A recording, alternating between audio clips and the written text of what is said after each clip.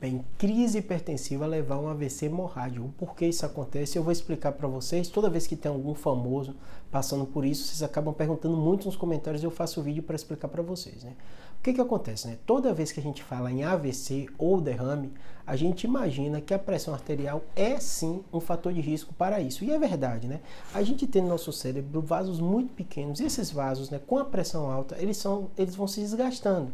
E normalmente esse atrito da pressão alta sobre o vaso, junto com o açúcar alto também é um fator de risco, colesterol, pode obstruir e dar um AVC, que é o AVC mais comum, que é o AVC isquêmico. Pra vocês terem ideia de todo AVC que acontece, quase 80% é desse tipo, né? Mas nesse caso específico, né, quando a pessoa tem uma pressão muito alta e tem um AVC hemorrágico que causa um sangramento, o que acontece, né? A gente tem no nosso cérebro esses vasinhos pequenos, que eu expliquei para vocês, que podem se isquemiar, obstruindo, né, e acaba levando a isquemia cerebral, né? E também esse vaso com a pressão muito alta, em especial na urgência hipertensiva, uma pressão mais de 180, né, que vocês popularmente falam de 18, né? 18 por 10, por 12, por 14. Toda essa pressão muito alta faz com que esse vaso, além do desgaste de ter na parede do vaso, ele pode estourar, ele pode explodir. Você fala, Júlio, pode explodir pela pressão? Pode. Normalmente é uma coisa crônica desse pressão vindo alta, formando até pequenos aneurismas, que não é aquele aneurisma clássico que você conhece, é um aneurisma numa região específica, profunda do cérebro, tem vasos muito fininhos que às vezes formam, e essa pressão, quando ela sobe de uma vez, esse vaso pode realmente estourar, né?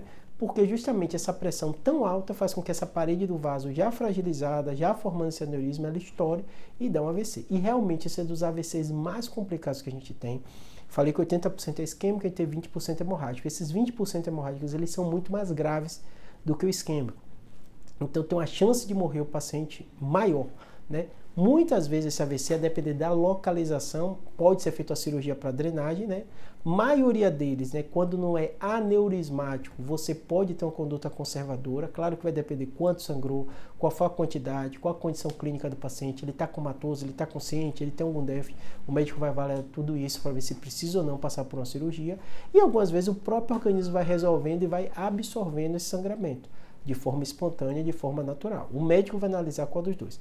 Mas normalmente, é o que eu falo com todo paciente, esse fato de ter uma pressão tão alta para estourar um vaso, são pessoas que muitas vezes descontrolam da saúde. Eles não fazem o controle, não fazem a monitorização, não tomam remédio de pressão, esquecem de tomar remédio de pressão, estão muitas vezes com obesidade, estão com açúcar descontrolado. Então assim, é muito importante para você evitar ter um AVC hemorrágico por causa de uma pressão alta de pico hipertensivo, você se controlar e tomar direitinho o remédio que o médico mandou. A gente vê muitas situações dessas, o paciente fala assim, minha pressão normalizou, eu parei de tomar o remédio. E é justamente nesses casos mais críticos, mais graves que chegam esses pacientes, tá bom? E é um quadro gravíssimo, né? O ideal é o quê? Previna-se.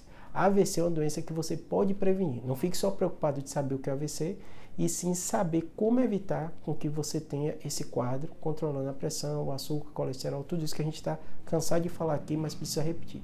Espero ter ajudado.